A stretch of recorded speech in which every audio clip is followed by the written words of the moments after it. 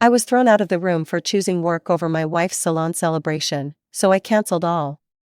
And what I did next exposed her true colors. My name's Jonah, 32, operations manager at a regional distribution center.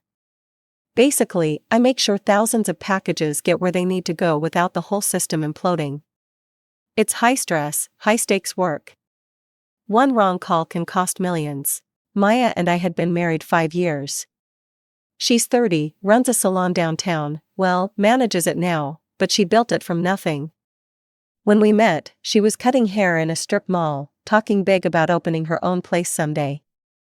I believed in her dreams, actually helped her get there. I covered rent when her clients were slow, co-signed the business loan when she expanded, celebrated every milestone like it was my own. But lately, everything I did pissed her off. Last month, her salon hit its 5-year anniversary. Big party, champagne, the works. I was supposed to be there, had my suit ready, gift wrapped, a vintage gold scissors set she'd been eyeing for months. Then my phone exploded. Our biggest client's shipment went sideways. GPS showed 3 trucks heading to Phoenix instead of Philadelphia. Driver dispatch system crashed. If I didn't fix it immediately, we'd lose the contract and probably a dozen jobs. I called Maya, explained the situation. Dead silence. Then, "You're really doing this on my night?" "Baby, it's $3 million worth of cargo." She hung up. I spent 6 hours rerouting trucks, negotiating with angry clients, saving everyone's ass. Got home at 2 a.m. to find Maya sitting in the dark living room, still in her party dress. "You embarrassed me," she said, voice flat. Everyone kept asking where my supportive husband was. I saved my company from disaster. "You chose work over me." "I chose keeping my job over a party." She stood up, smoothed her dress. "Sleep on the couch until you're ready to apologize." I looked her straight in the eye. "I'm not apologizing for doing my job." "Then enjoy the couch." I walked past her to our bedroom, got into bed, and turned off the lamp. I heard her sharp intake of breath, the slam of the guest room door, but I didn't move. I don't apologize for things I don't regret. Never have, never will. That was a week ago. Since then, we'd been living like roommates who hate each other. She left before I woke up, came home after dinner. When we passed in the hallway, she looked through me like I was furniture. Fine by me. I had supply chains to optimize, routes to plan. I didn't have time for this manufactured drama, but I started noticing things. Maya's schedule used to be predictable: salon opens at 9, closes at 7, home by 8. Now she was leaving at 7:30 in the morning, not getting back until 10, sometimes 11. Inventory, she said. Client consultations, staff meetings. Her phone was always face down now. She took calls in the bathroom, water running. She changed her passcode. I only noticed because she used to have me check her texts while she drove. Small things. Things a husband's not supposed to notice. Then one day she came home with her hair different, not drastically, just fresher, like she'd had someone style it, which was weird because she usually did her own hair. When I mentioned it, she snapped, "Why do you suddenly care about my appearance?" I didn't answer, just filed it away like I do with irregular shipping patterns at work. Data points, anomalies, trends.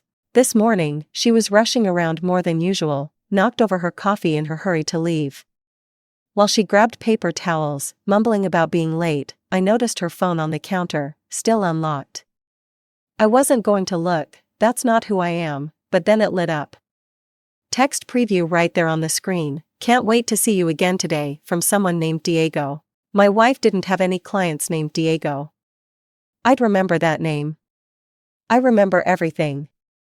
It's what makes me good at my job: details, patterns, inconsistencies. She snatched the phone, shoved it in her purse, and left without saying goodbye. Didn't even clean up all the coffee. I stood there staring at the brown puddle on our marble countertop and thought about that little purple kissing face emoji. Who the hell is Diego? I cleaned up the coffee and went to work like nothing happened. That's the thing about managing logistics, you learn to compartmentalize. Truck breaks down in Nevada while another jackknifes in Ohio. Handle them separately, systematically. No panic, no rush decisions, just cold, clean analysis. Diego. I ran the name through my head during the morning meeting, while reviewing shipping manifests, during lunch. I didn't confront Maya. Didn't text her asking who Diego was. That's amateur hour. You don't show your cards until you know what game you're playing. Instead, I did what I do best. I gathered data. Started simple. Drove past Maya's salon during my lunch break. Nothing unusual, her white Lexus in its usual spot, but there was a truck I didn't recognize. Dark blue Ford F-250. Commercial plates.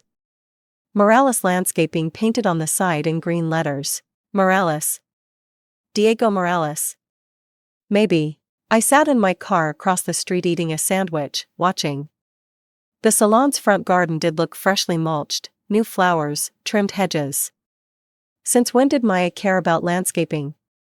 She once destroyed a cactus I bought her. At 2 p.m., a man walked out, late 30s, built like he actually used those muscles for work, dark hair, confident walk. He went to the Ford, grabbed some tools, then walked back inside. The salon closes for lunch from 2 to 3 on Tuesdays, always has. Maya instituted it so her stylists could have a proper break, but Diego's truck stayed there until 3:45. That's a long lunch break for landscaping. I drove back to work, finished my day normal and calm. But I started a new spreadsheet on my personal laptop. Date, time, location, observations. The same way I track shipping anomalies at work. Wednesday, Diego's truck at the salon from 1 p.m. to 4 p.m. Thursday, 12 p.m. to 3:30 p.m. Friday, 11 a.m. to 2 p.m., then back at 5 p.m. until close. A landscaper doesn't need to be at a small salon 12 hours a week. The math didn't work unless he was maintaining something other than plants. The next Tuesday I called in sick for the afternoon, first time in 3 years. My supervisor was shocked. "You sure you're okay, Jonah? This isn't like you. Just need a few hours." I'll log in tonight to check the Memphis route. I parked 3 blocks from the salon at 1:45 p.m. Watched Maya's Lexus pull out at 2:10. Diego's Ford followed 2 minutes later. They drove separately, carefully, not following too close, taking different turns, but heading the same direction, professional, like they'd done this before. They ended up at the Moonlight Inn off Highway 47. The kind of place that rents rooms by the hour and doesn't ask questions. The kind of place with water stains on the ceiling and a clerk who's seen everything. I parked across the street at a gas station.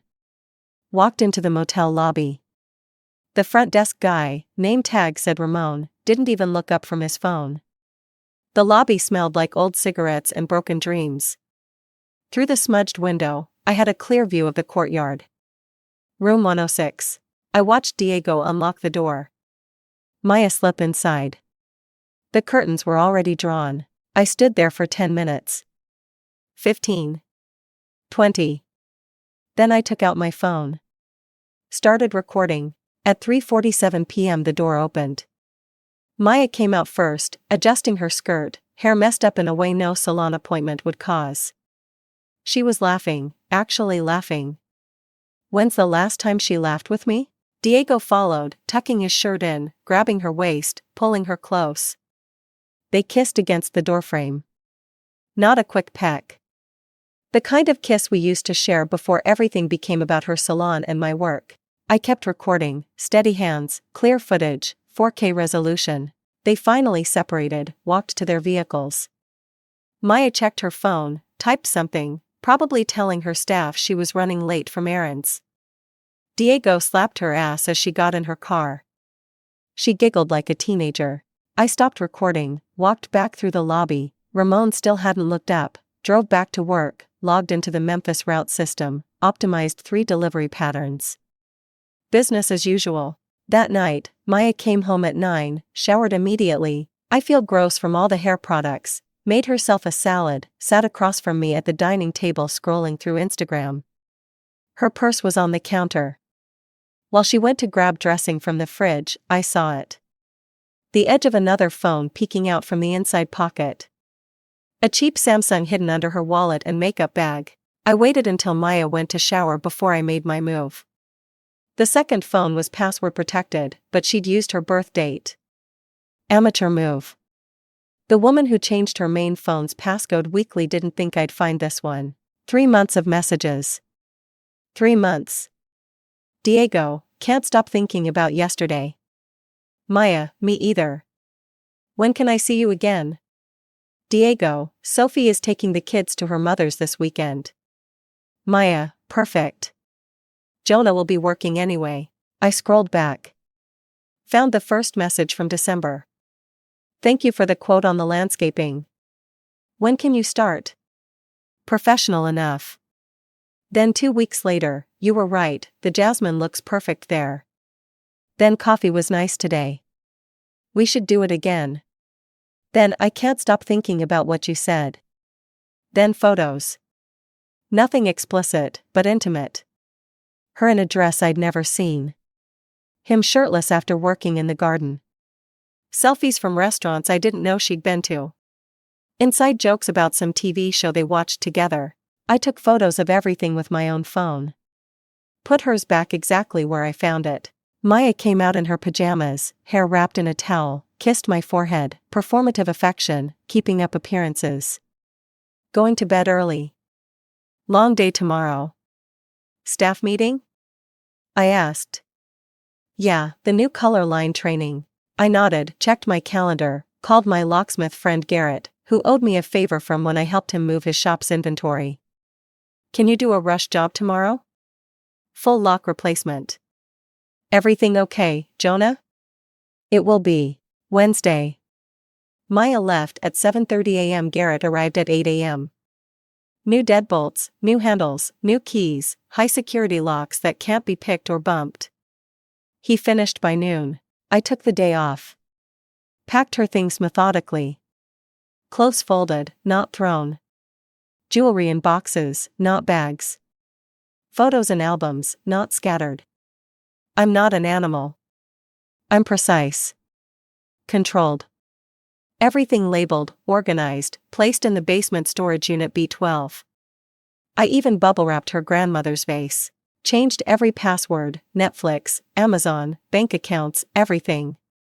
Removed her as my emergency contact, beneficiary on my life insurance, authorized user on credit cards. Called my lawyer. Started drafting separation papers.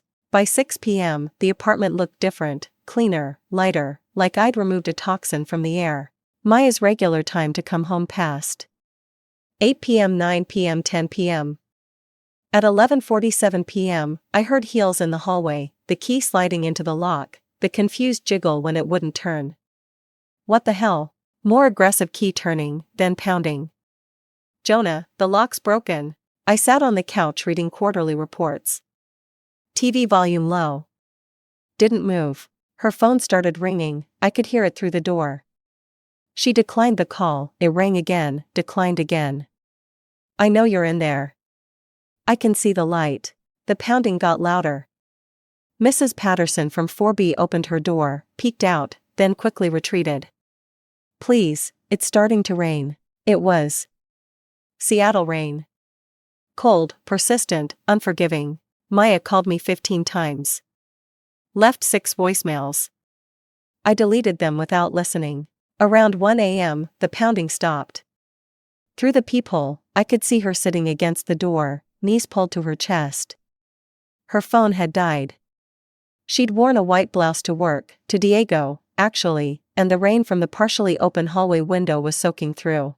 I made coffee, French press, the good stuff, sat by the window and watched the city lights blur through raindrops.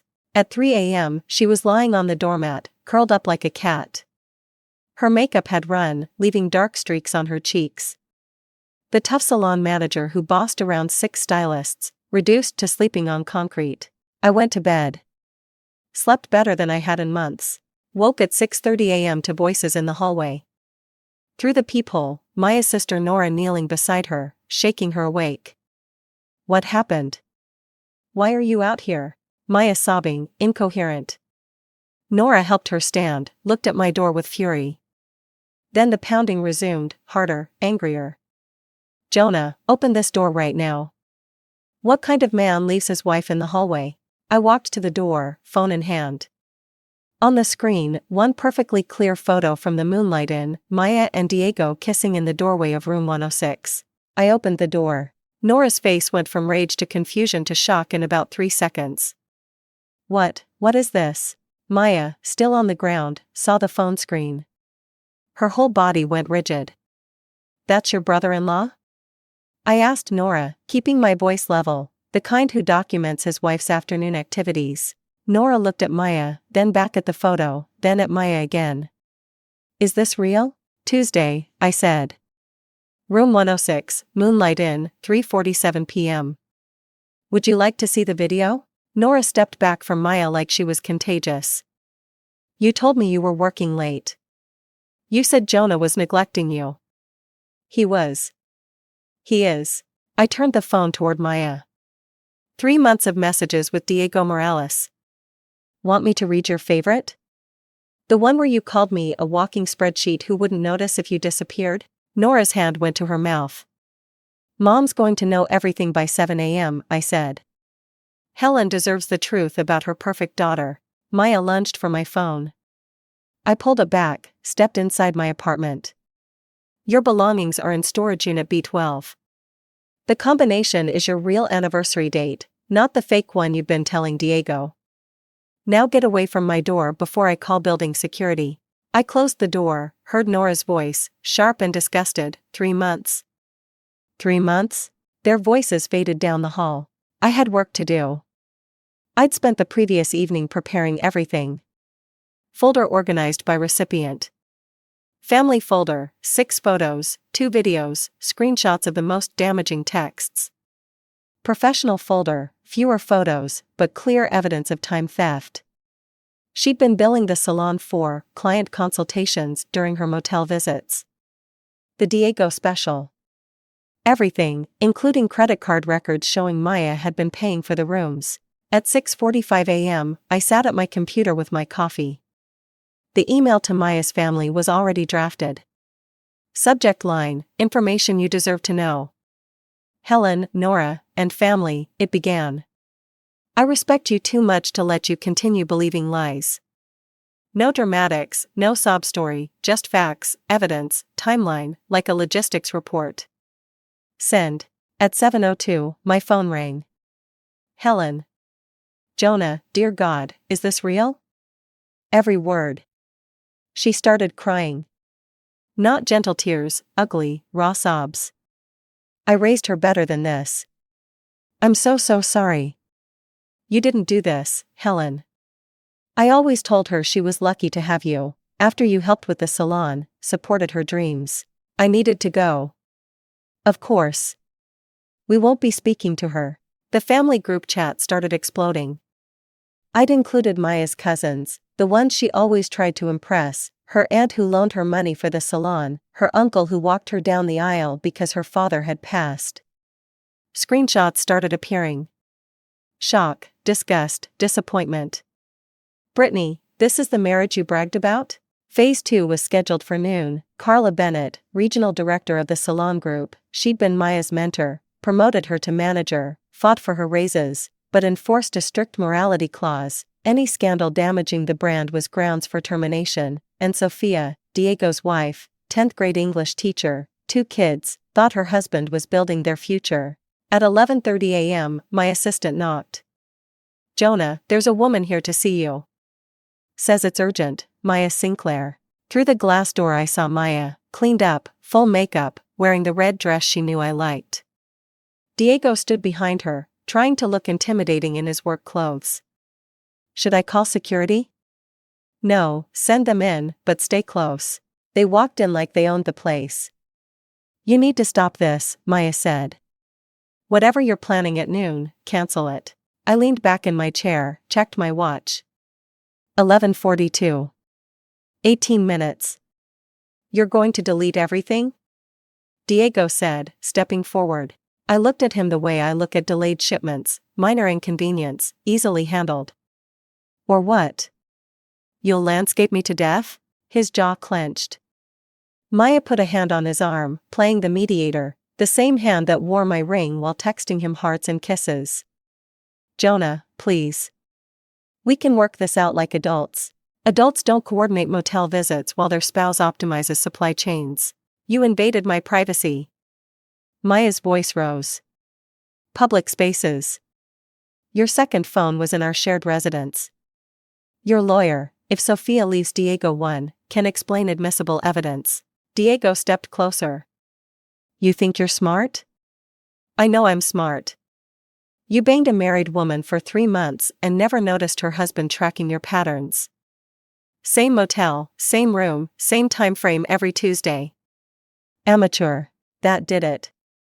Diego grabbed my collar. Security rushed in. Assault in front of 20 witnesses, another nail. Maya dropped to her knees right there in my office.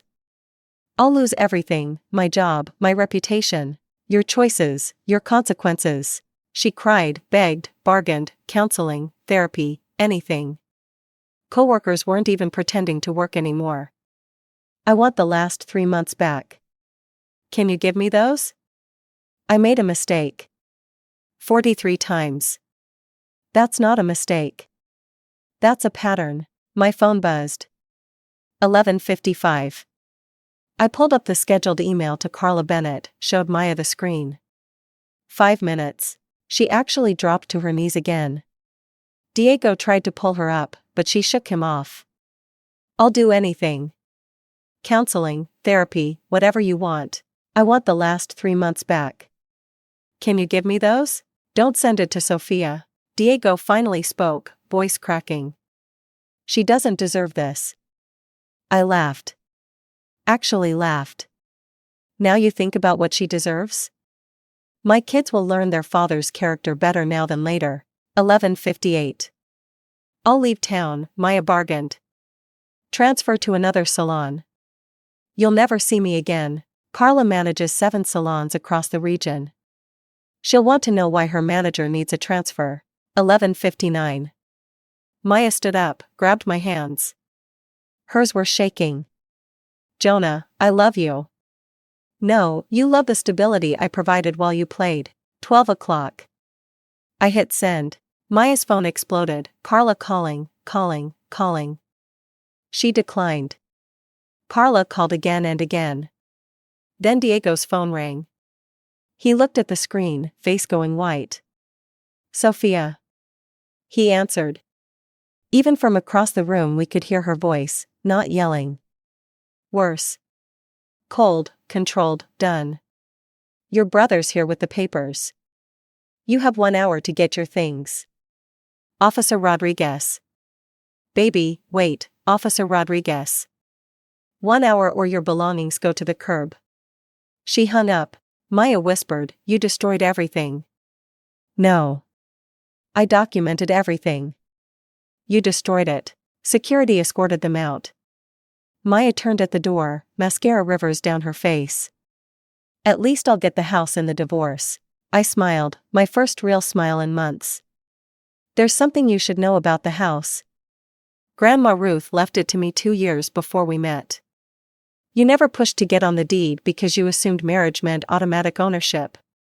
Prenup you signed without reading, infidelity clause voids any claim to premarital assets. Her mouth opened, closed, opened again like a fish discovering it's been hooked. 3 months later, the divorce was surgical, 20 minutes in front of a judge. Maya showed up in a borrowed suit. No lawyer, couldn't afford one after Carla blackballed her from every decent salon in the state. She works at Quick Cuts now, the chain place in the strip mall 2 towns over. Minimum wage plus tips. Diego's landscaping business folded within 6 weeks. Sophia's brother made sure every commercial property manager in the county knew about his character. Last I heard, he's working maintenance at an apartment complex near the airport. Sophia took the kids, the house, and his truck. Apparently it was in her name for tax reasons. Funny thing about consequences, they compound. Maya's family still won't speak to her. Helen sent me a Christmas card with a note, "You'll always be the son-in-law I respected." Nora reached out last month, said Maya's living in a studio above a pizza place, wanted to know if I'd consider forgiving her. I told her forgiveness and reconciliation are different things. I forgive Maya, but she's a stranger to me now. I met someone, Thea Rodriguez, supply chain analyst from one of our partner companies.